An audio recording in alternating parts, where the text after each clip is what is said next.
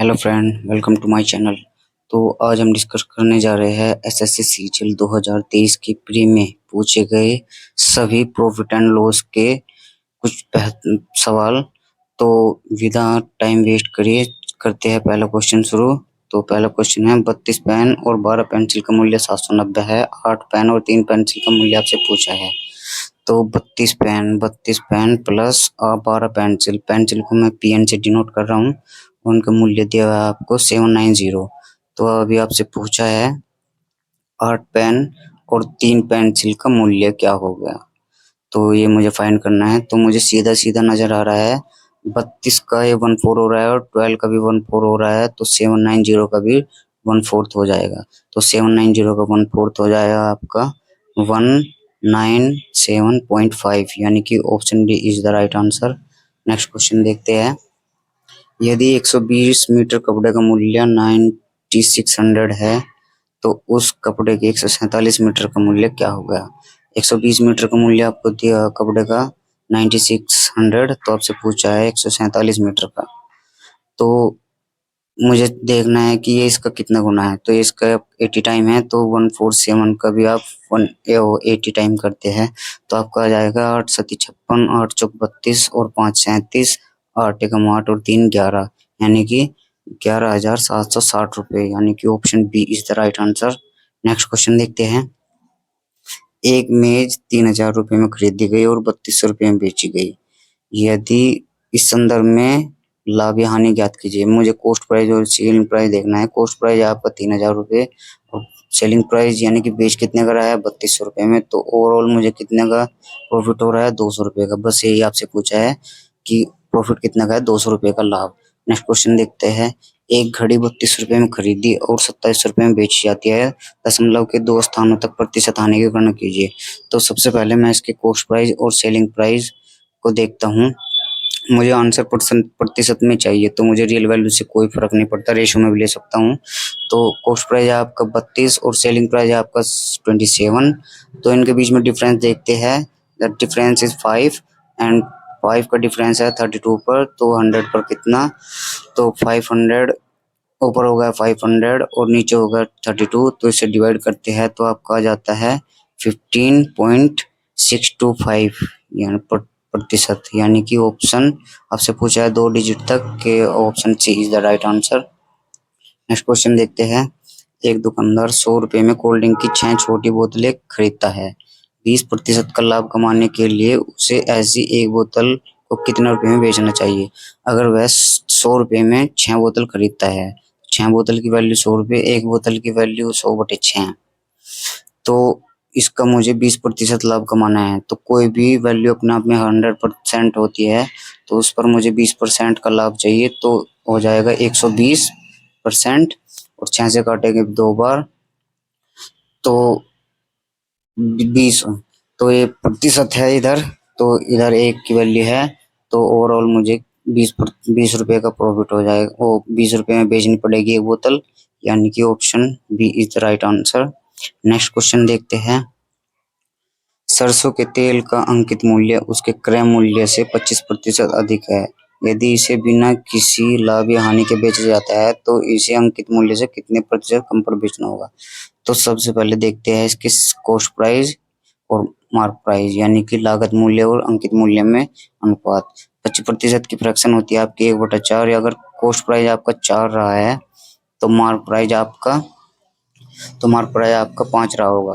तो अभी इसकी एक कंडीशन है, यदि इसे बिना किसी लाभ या हानि पर बेचा जाता है। दोस्तों, बिना किसी लाभ या हानि पर कोई वस्तु बेची जाती है तो उसका कॉस्ट प्राइस ही उसका सेलिंग प्राइस बन जाता है।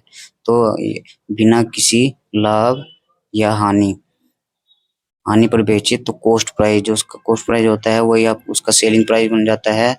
तो अभी सेलिंग प्राइस हो गया आपका 4 यूनिट और मार्क प्राइस है आपका 5। तो 5 से 4 हो गई, यानी कि एक का डिस्काउंट दिया। एक का डिस्काउंट है आपका 5 पर।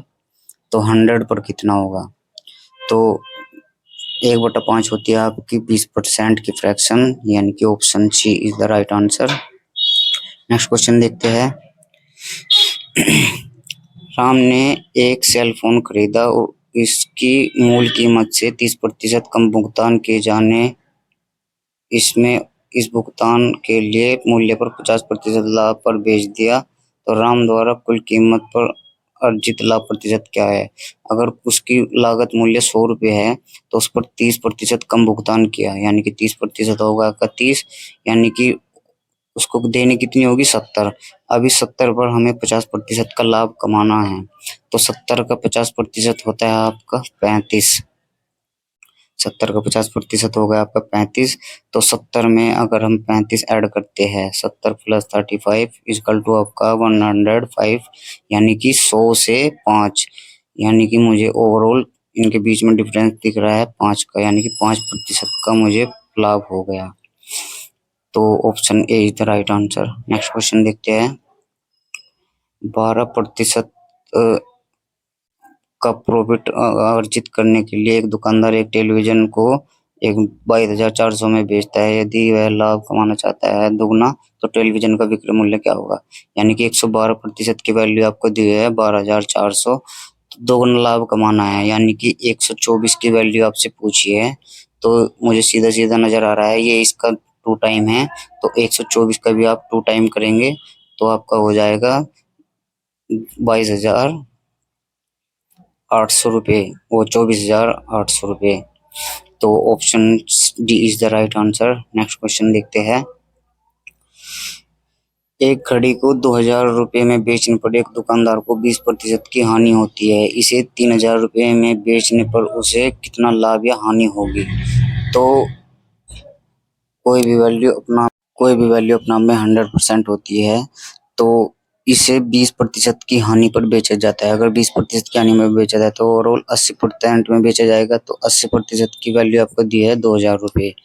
तो 100 की कितनी हो गई, तो ये एक जीरो से एक जीरो कट जाएगा, और 100 की आपसे पूछी है तो 100 की वैल्यू हो गई आपकी,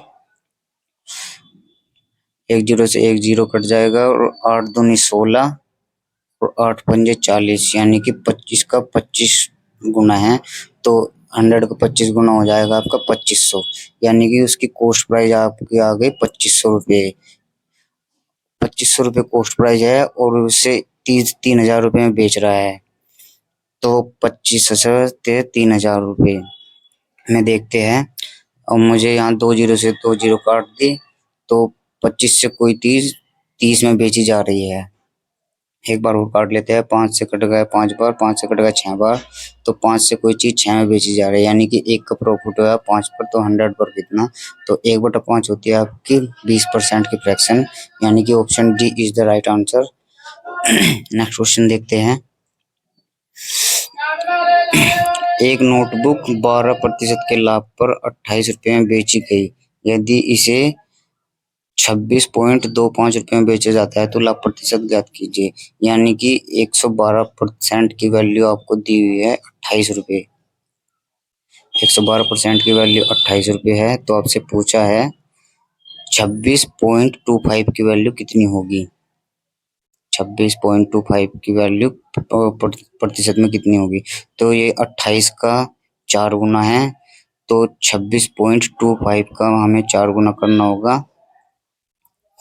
26.25 का 4 गुना होगा आपका 26 चौके 104 और हाफ 105, यानी कि 105%। तो ओवरऑल मुझे केवल 5% का लाभ हुआ, तो 5%, यानी कि option A is the right answer. Next question देखते हैं। एक दुकानदार ने 20% के लाभ पर एक हेडफोन की एक जोड़ी 5520 रुपये में बेची। यदि इसे 4370 में बेचा जाता है तो लाभ प्रतिशत या हानि प्रतिशत क्या होगी। हम देखते हैं 20%, यानी कि 120 की वैल्यू दी है आपको 5520 रुपये, तो 120 की वैल्यू 5520 है, तो 100 की कितनी होगी। तो हम देखते हैं, इसको काटते हैं, एक जीरो से एक जीरो काटेंगे,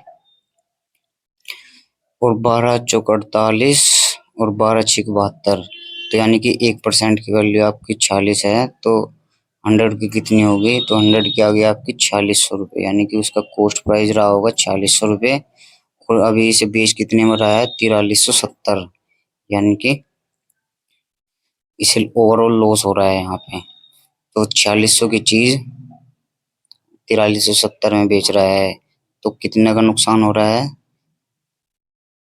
अगर मैं एक जीरो काटता हूँ तो 460 की चीज 437 में बेच रहा है, तो मुझे कितने का नुकसान? 23 का। 23 का नुकसान कितने पर? 460 पे। तो 100 पर कितना? 23 से काटेंगे, 23 दूनी 46, 20 बार, और 100 को काटेंगे 20 से 5, यानी कि ओवरऑल मुझे 5% की हानि हो रही है, यानी कि option B is the right answer. Next question देखते हैं। सीता ने एक व्हाइट बोर्ड मार्कर सेट को 10% लाभ पर बेचा, उसे 20% अधिक में बेचने पर उसे 15% का लाभ होता है, तो व्हाइट बोर्ड मार्कर सेट का मूल्य क्या होगा?